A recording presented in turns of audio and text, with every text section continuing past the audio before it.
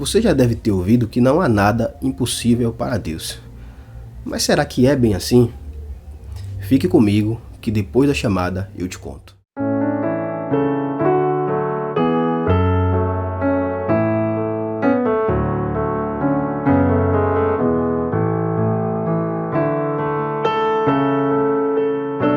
Fala galera querida do canal Justificados, mais uma vez Jefferson falando para vocês. Pessoal, vocês gostam do nosso conteúdo? Se vocês gostam do nosso conteúdo, nós pedimos a sua colaboração. Como? Se inscrevendo no canal, deixando o like no vídeo, ativando o sino das notificações e repassando o conteúdo à frente. Quando vocês fazem cada uma dessas ações, vocês ajudam o canal a crescer e engajar o nosso conteúdo. É um canal relativamente novo, nossos vídeos ainda são poucos, mas nós vamos crescer sim, com fé em Deus, e nós contamos com sua ajuda, tá bom? Esse caminho do crescimento perpassa aí pela ajuda de vocês. Mas agora deixemos de enrolação e vamos ao assunto do vídeo. E o assunto do nosso vídeo de hoje é 5 coisas impossíveis para Deus. Bom, mas não é dito que não existem coisas impossíveis para Deus? Vamos lá, vamos explicar aqui para que fique mais claro. Realmente não há nada impossível para Deus, mas Deus não é contrário à lógica. Então, por exemplo, não é possível que Deus faça um triângulo redondo ou um círculo quadrado. Não é possível Deus fazer chover ontem, porque ontem já passou. Entende? Então, existem coisas, leis naturais, que o próprio Deus predeterminou que assim fosse e que ele não burla, ele não ultrapassa. Ele criou regras, ele criou limites. Então, por exemplo, como a gente sabe que existe um círculo ele tem um determinado formato. Ele não pode vir a ser quadrado ou triangular, tá bom? Então, tendo feito essa explicação, agora nós vamos para o nosso assunto em si. Primeira coisa que é impossível para Deus é mentir. Isso mesmo, Deus não pode mentir. Vamos ler aqui em Hebreus 6, verso 18, diz o seguinte: Ele fez isso para que, mediante 2 coisas imutáveis, que seria aqui a promessa e o juramento, no contexto da passagem, certo? Ou eu gosto sempre de contextualizar as coisas. O autor está falando aqui de 2 coisas imutáveis, ele está falando da promessa e do juramento de Deus. Essas coisas são imutáveis. Aí ele fala, nas quais é impossível que Deus minta, nós que já corremos para o refúgio, tenhamos forte alento para tomar posse da esperança que nos foi proposta. Eu gosto mais desse verso na versão NVT, porque ela é ainda mais clara. Veja bem como está aqui na NVT. Deixa eu abrir aqui para dar uma olhadinha.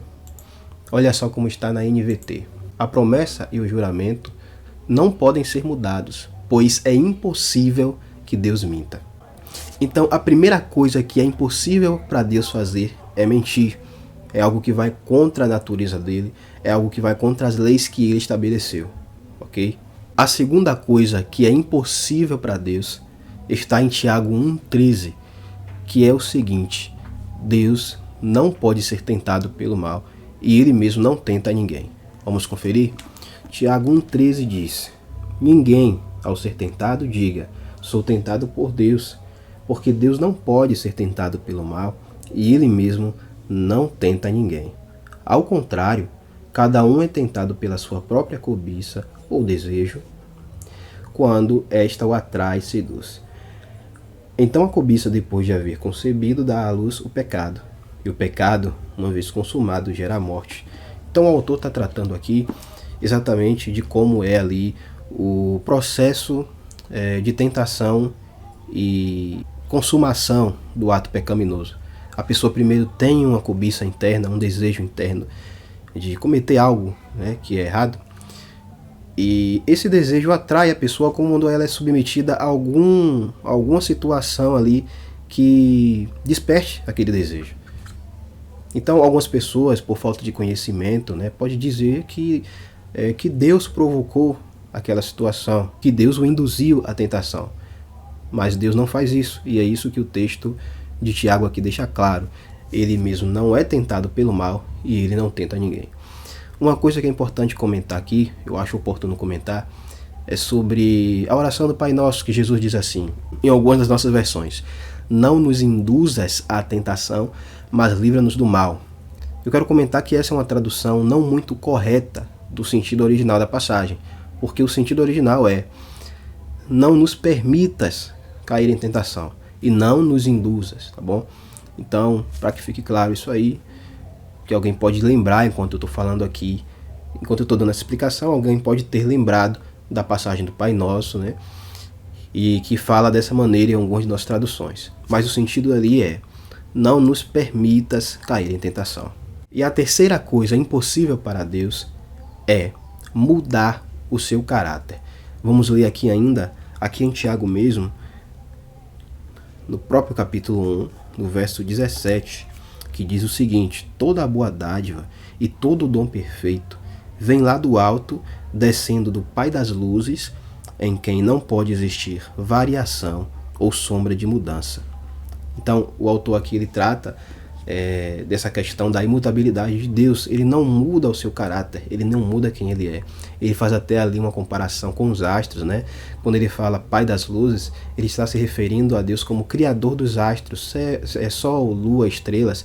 E nós sabemos que os astros, há variação neles, as estrelas mudam de lugar, o Sol e a Lua também na verdade a Terra se movimenta, e nós vemos o Sol e a Lua mudar seu curso, né, por conta do movimento da Terra. Mas aí ele fala: o Criador desses astros, o Pai desses astros, que é Deus, nele não há mudança nem sombra de variação. O que Deus foi ontem, o que Deus foi antigamente, ele é hoje e ele será eternamente. A quarta coisa que é impossível para Deus é ele rejeitar um pecador arrependido. Isso mesmo, Deus jamais rejeita um pecador arrependido. E isso nós vamos ver aqui em João, livro de João, capítulo 6, verso 37. Se vocês estiverem ouvindo alguma zoada aí, pessoal, é a rua aqui, infelizmente. Eu não tenho como resolver, tá bom? Vão perdoando aí. João 6, verso 37 diz o seguinte: todo aquele que o Pai me dá, esse virá a mim, e o que vem a mim, de modo nenhum o lançarei fora.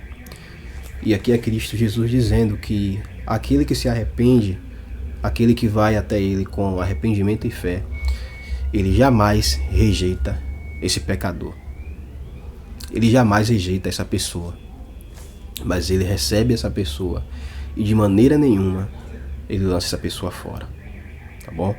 E agora vamos ao nosso quinto e último item. E a quinta coisa que é impossível para Deus é ele se agradar de uma pessoa sem fé. Exatamente. É impossível que Deus se agrade de uma pessoa sem fé. Vamos conferir? Hebreus 11, verso 6 diz o seguinte, pessoal: de fato, sem fé é impossível agradar a Deus. O texto é um dos mais claros, né? Ele próprio usa ali a expressão impossível. De fato, sem fé é impossível agradar a Deus, porque é necessário que aquele que se aproxima de Deus creia que Ele existe e que recompensa os que o buscam. Bom, já que nós tocamos nesse assunto, desse último item, sobre o não ter fé e que isso é algo que Deus não se agrada de uma pessoa assim, acho que vale aqui um comentário sobre isso, né? Creio eu que não precisa dizer que é necessário ter fé. Na vida, a gente precisa de ter fé para conseguir aquilo que a gente quer. A gente precisa acreditar muito para a gente vencer as lutas que a gente passa. A gente precisa acreditar que a gente vai conseguir. Então, em relação a Deus, muito mais, né?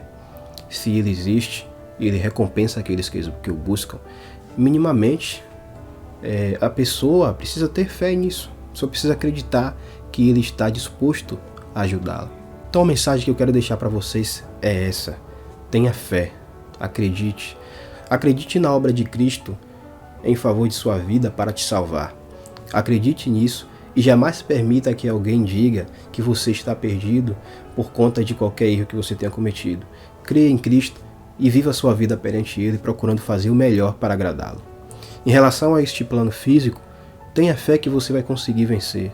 E falando em termos físicos, materiais, tenha fé que você vai conseguir aquela conquista que você tanto busca, que você tanto batalha, que você tanto trabalha dignamente, como uma pessoa de bem, como um homem ou mulher de bem, tá bom? Não deixe a vida te abater, não deixe as pessoas te colocarem para baixo com palavras de desânimo, tá bom? Muito pelo contrário, prossiga, lute, invista, faça bons negócios, se prepare, se qualifique, estude, procure a cada dia ser uma pessoa melhor, um profissional melhor, um ser humano melhor, e tudo vai dar certo para você, tá bom? Meu querido e minha querida que me ouve, muito obrigado por sua atenção, obrigado por ter ficado até aqui nesse vídeo. Não esquece de deixar o like, se inscrever no canal e ativar as notificações e compartilhar o vídeo. São passos importantes e que nos ajudam, tá bom? Novamente agradeço a tua atenção e até o próximo vídeo. Valeu!